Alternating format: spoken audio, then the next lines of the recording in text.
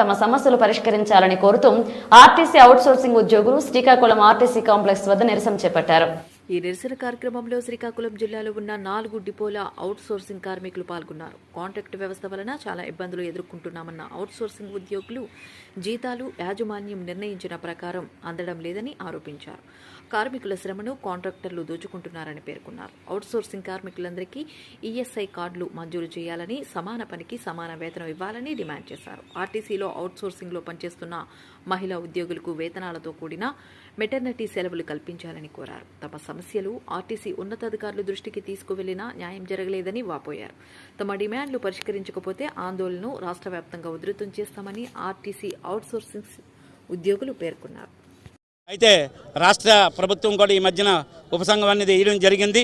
ఆర్టీసీలో ఉండే 7,800 మంది కార్మికులు పడుతున్న ఇబ్బందులపై వాళ్ళు చర్చించడం కూడా జరిగింది. అలాగే ఈ అవకాశం అనేది మార్చి కొత్త విధి విధానాలు తేవాలనేది రాష్ట్ర ప్రభుత్వం యోచిస్తుంది. మేము చెప్పేది ఒకటే, ఆర్టీసీలో ఉండే ఈ 7,800 కార్మికులకు కూడా న్యాయం జరగాలి. వాళ్ళకి ఈహెచ్ఐ కార్డులు ఇవ్వాలి.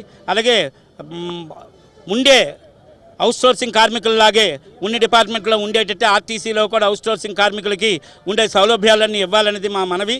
అలాగే ఇక్కడుండే శ్రీకాకుళం జిల్లాలో ఉండే కాంట్రాక్టర్లు వీళ్ళ దగ్గర ఎందుకు 3,000-4,000 రూపాయలు అదనంగా ఖర్చు చేస్తున్నారనేది మేము యాజమాన్యం కానీ ప్రభుత్వానికి కానీ తెలియజేశాం.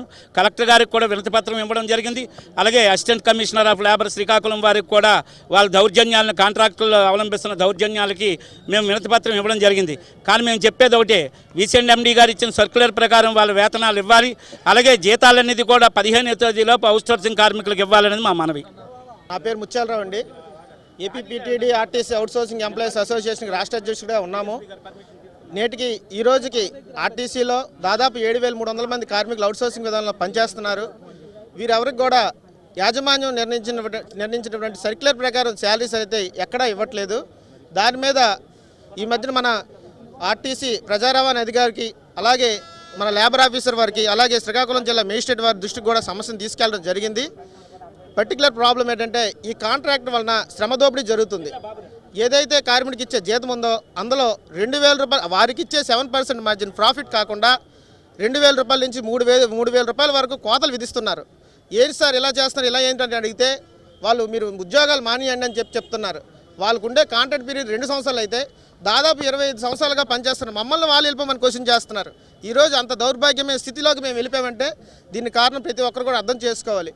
అలాగే ఈరోజు ఇస్తున్న ఈ తక్కువ జీతాలు కూడా ఏ కుటుంబంలో కూడా ఈ తక్కువ జీతాలతో మెయింటైన్ అవ్వడం చాలా కష్టంగా ఉంది. ఈ రోజు ఉన్న నిత్యావసర సరుకుల ధరలు కూడా చూస్తుంటే అమాంతం పెరిగిపోయాయి. ఈ తక్కువ జీతాలు 7,000, 8,000, 9,000 అనేది ఈ రోజుల్లో ఈ కుటుంబం నెట్టుకొని రావడం చాలా కష్టంగా ఉంది.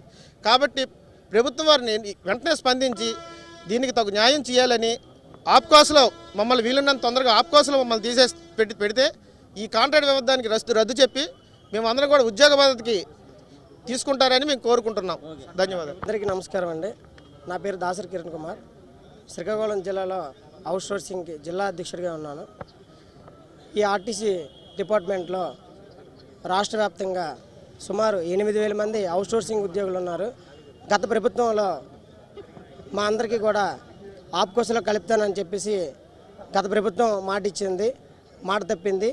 ఇప్పుడు కూటమి ప్రభుత్వం మీద మా యావత్ రాష్ట్రం మొత్తం అవుట్సోర్సింగ్ ఉద్యోగులందరూ కూడా నమ్మకం పెట్టుకుని ఉన్నారని, ఈ కూటమి ప్రభుత్వం కూడా మాకు ఉద్యోగ భద్రత కల్పిస్తారని, మా అందరికీ ఉద్యోగ భద్రత కల్పించి న్యాయం చేస్తారని కోరుతున్నాను. ఈ విధంగా ఇప్పుడు ప్రభుత్వం పెట్టిన ఆప్కోస్లో కూడా మమ్మల్ని కలిపితే మాకు కనీసం ఉద్యోగ భద్రత వస్తుంది. ఈ 15 సంవత్సరాలు 20 సంవత్సరాల నుంచి ఆర్టీసీలో పనిచేస్తున్నా సరే ఏ ఒక్కరికి కూడా ఉద్యోగ భద్రత లేదు.